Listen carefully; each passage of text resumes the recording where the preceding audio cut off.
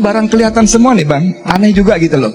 Kalau orang kompak semuanya mengatakan sampai sekian bulan nggak tahu siapa. Tanya, kamu nelayan betul? Enggak pak, saya staf desa. Ah kan, satu kan? Akhirnya, para penjilat pagar laut kena batunya ketika dipermalukan di seluruh penjuru negeri di dalam perdebatan soal pagar laut ini oleh wartawan senior Edi Mulyadi dan manusia merdeka Said Didu. Masa ada kerjaan 6-7 bulan, magar sampai 30,16 km, nggak ketahuan. Tadi Susan bilang sejak Agustus sudah dilaporkan ke Dinas Kelautan dan Perikanan, dan kepala dinasnya siapa namanya, Eni atau Evi itu, perempuan itu, yang mengaku pada Agustus itu panjangnya baru 7 km. Kemudian waktu September tadi disebut juga sudah ada instansi gabungan sidak, itu sudah 23 km. Sekarang jadi 30,16 km. Jadi ini barang ini jalan terus bang. Wartawan senior Edi Mulyadi mengungkapkan fakta yang mencengangkan soal pagar laut terkait dengan pagar bambu sepanjang kurang lebih 30,16 km yang sedang dipermasalahkan oleh seluruh rakyat di penjuru negeri ini. Edi mengatakan, kegiatan yang dilakukan dalam memagari laut ini merupakan tindakan melanggar hukum yang berarti melawan negara karena tidak memiliki izin, serta laut termasuk dalam kekayaan yang dikuasai oleh negara. Oleh karena itu, mencaplok laut dengan sesuka hati berarti tindakan ilegal yang dapat dikatakan melawan negara. Kalau kita ikutin apalagi media sosial, awal grup-grup WA, itu kemarin masih ada beredar lagi video pendek kepala desa Kohot lagi ngomandanin pasang itu bambu-bambu gitu. Saya nggak tahu kapan kejadiannya, tapi narasinya kepala desa Kohot sedang mengomandani. Ini barang kelihatan semua nih bang, aneh juga gitu loh. Kalau orang kompak semuanya mengatakan sampai sekian bulan nggak tahu siapa. Tanya, kamu nelayan betul? Enggak pak, saya staf desa. Ah kan, satu kan? Lalu kamu bilang kamu swadaya membiayai ini. Iya pak. Kamu tahu berapa biayanya ini? 30,16 km. Ada video di tengah laut, ada beko, beko itu lagi menanam bambu. Berapa sewa beko itu? 170.000 per jam. Nelayan punya duit segitu. Berapa batang bambu harganya? Berapa biaya orang yang mengerjakan? Jadi ini kan kita nih jadi dianggap bodoh semuanya gitu loh. Jadi kalau misalnya serius pemerintah, oke, menyegel suatu soal lah, walaupun kalau cuman masang spanduk berwarna merah disegel itu tukang sablon juga bisa, nggak usah dirjen gitu loh. Ya kan, tukang dirjen kan, tukang sablon juga bisa. Memang lucu para penjilat pagar laut ini yang dengan mudahnya memberikan pernyataan konyol kepada publik. Mereka beranggapan bahwa rakyat di negeri ini akan mempercayai pernyataan kocak yang mereka sampaikan soal pagar laut yang sedang menjadi pembicaraan di segala penjuru negeri ini. Kan tinggal ditanya, kamu bener? Ini aparat penegak hukum, apalagi polisi maksud saya, itu kan canggih-canggih. Orang yang dituduh diduga teroris udah ketahuan tuh, bisa di Lamongan, Bojonegoro, segala macam ketahuan, lalu digerebek dengan drama-drama khusus. Kalau bodoh sih oke lah gitu, tapi jangan proklamasi begitu dong gitu loh. Coba tanya sama beliau nih, duitnya dari mana?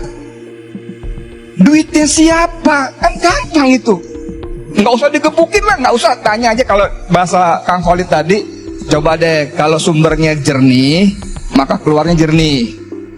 Ini kalau dia bilang kami nelayan Kohot tidak keberatan, Kang Khalid bilang jangankan Kohot, semua nelayan di desa-desa itu pasti tidak keberatan kalau yang ditanya aparatur desa.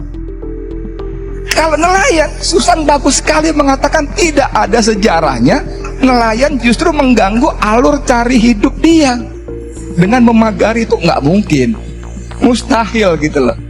Mana ada orang mau keluar duit berpuluh miliar tuh Bang Garni. Saya yakin, saya nggak ngitung-ngitung, tapi anak saya kuliah di teknik sipil bisa ngiseng dan ngitung.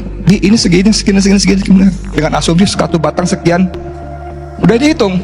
Anak masih semester 5 sipil Udah dihitung itu per puluh miliar. Jadi maksud saya gini loh, ini kan menunjukkan lagi bahwa memang ada kekuatan yang dianggap sangat dahsyat Bang Karni, sangat dahsyat sehingga nyaris tak tersentuh, dan dia merasa bisa melakukan apa saja.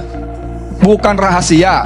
Tadi Kang Khalid ini kerjaannya namanya mandornya Memet, ordernya dari Gojali atau Engcun, perintah dari Ali Hanafiyah Wijaya. Siapa dia Ali? Ali itu adalah orangnya Aguan. Itu satu rentetan, gampang banget gitu loh. Tadi Bang Karni mengatakan bahwa negara sudah hadir kok. Kemarin si Ahmad Muzani, Sekjen Gerindra, Ketua MPR, mengatakan Pak Prabowo sudah setuju memerintahkan mencabut. Dan menurut kita memang bukan mensegel, perintah bongkar sebetulnya, perintah bongkar. Pak Rofi, saya poster saya itu masih nempel di 3 desa yang nama saya sangat jelek, dan saya minta nggak dicabut, biarin aja.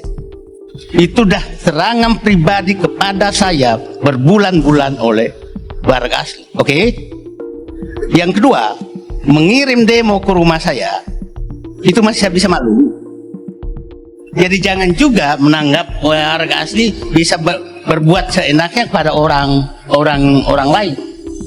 Jadi saya bisa membuka semua siapa yang ngusir saya, masih saya punya data. Jadi jangan memframing juga bahwa itu warga kampung semua. Bagaimana logat bicaranya saya paham kok, warna kulitnya saya paham kok.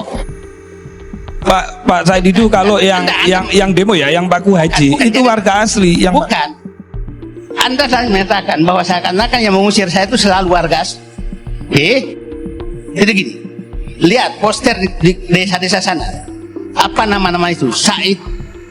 Wajar nggak mengganti namanya saya dengan seenaknya? Dan Anda maklum itu. yang mana Pak Said? Udahlah, banyak sekali.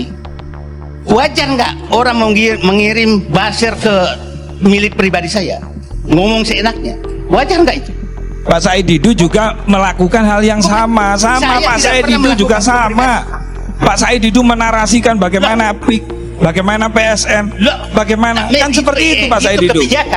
Itu kebijakan. Bedakan dengan pribadi. Bukan, Kebijakan bukan boleh. Pak Said Didu. PSN adalah boleh. Enggak. PSN kebijakan. PIK adalah kebijakan. Pak Said Didu tidak pernah konfirmasi, tidak pernah klarifikasi, tidak pernah melakukan tabayun, hanya bikin konten-konten itu yang membuat warga masyarakat kecewa sama Pak Said Didu. Warga masyarakat mana? Lah itu Pak Haji. Bukan. Warga masyarakat mana? Begini. Saya Pak Said Didu, tidak akan ada asap, tidak akan ada asap kalau tidak ada api. Pak Said Didu, tidak akan ada marah kalau tidak ada kebusukan yang mau dibongkar. Oke? Terjadi perdebatan sengit antara manusia merdeka, Said Didu, dan pendukung korporasi pagar laut, ROV-VI, dalam acara perdebatan yang membahas persoalan pagar laut. Awalnya, ROV-VI mengatakan bahwa Said Didu memiliki kepentingan dalam menarasikan penentangan soal pagar laut ini, berkaitan dengan tanah pribadinya yang tidak masuk dalam proyek PIK. Namun Said Didu langsung membantah akan hal itu dengan menyatakan bahwa tanah yang dia miliki itu adalah hak pribadinya dan tidak ada persoalan dengan proyek PIK. Ia juga mengingatkan kepada pendukung pagar laut ini untuk tidak menyerang ranah pribadinya dalam perdebatan, dan ROV-VI harus bisa membedakan antara mengkritik kebijakan dan menyerang pribadi orang lain. karena selama ini Pak Said Didu dan kawan-kawan hanya konten-konten kreator aja, tidak pernah ketika masyarakat ada yang diintimidasi, ada yang diancam, ada yang digusur, tidak ada solusi sama sekali. Nah, kita bisa untuk melakukan hal yang sekiranya misalnya Pak Said pribadi Didu, Mas ya. apa? Yang ke pribadi itu. Iya, dan saya bisa untuk berkomunikasi itu. Kita kalau memang niatnya membela rakyat, jangan sampai bahasanya membela rakyat, membela warga, tapi membela kepentingan dirinya sendiri.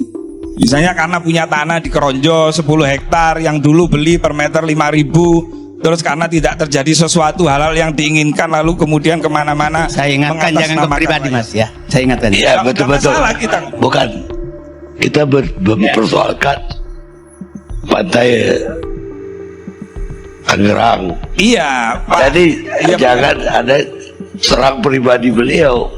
Bukan, gini Pak Karni, ini persoalan pagar laut, narasi laut bersertifikat itu yang mendengungkan itu beliau. Nusron dari ini kok. Nggak laut yang bersertifikat. Makanya saya katakan tidak ada laut bersertifikat, yang ada adalah tanah Itu warga. boleh ada batas, Yang- tapi jangan dia punya tanah begini-begini. Itu udah Oke, baik Bang Karni, baik. Karena terus-terusan diserang secara pribadi oleh pendukung pagar laut ini, Said Didu pun memberikan teguran keras kepada Rofei untuk tidak membawa masalah pagar laut ini ke dalam ranah pribadi. Bahkan pembawa acara Karni Ilyas sampai turun tangan untuk memperingatkan Rofei untuk tidak menyerang Said Didu dalam perdebatan secara personal. Dalam hal ini tentang tanah yang dimiliki Said Didu, yang tidak ada kaitannya dengan persoalan pagar laut ini. Said Didu juga menambahkan bahwa ia tidak ada permasalahan dengan etnis tertentu yang akan membangun sebuah perumahan mewah. Tetapi ketika pembangunan perumahan mewah itu malah mengusir warga asli dengan kepentingan-kepentingan tertentu, itu baru bermasalah. Pak siapa? Tadi yang diganti terus. Saya kesempatan ini saya jelaskan, saya tidak pernah menawarkan tanah saya ke siapa. Dan saya tidak punya niat untuk menjual tanah. Dan tanah saya itu saya sudah miliki lebih 30 tahun di sana. Jadi jangan masukin dunia pribadi saya. Itu hak pribadi saya. Nah, itu perlu nah, kalau Anda masuk terus gitu, itu namanya itu sudah menyerang pribadi. Nah, sekarang saya masuk ke sana. Jadi gini, sekarang saya berharap dengan terbukanya ini semua, mari kita dorong semua untuk membuka supaya semua sampah-sampah di bawah karpet ini terbuka semua. Saya nggak kebayang, Pak. Seperti tadi ada orang yang menyatakan jangan pakai etnis. Saya setuju. Tapi jangan juga ada etnis yang hidup eksklusif, yang menyingkirkan etnis lain, tapi kita berlindung bahwa pakai etnis.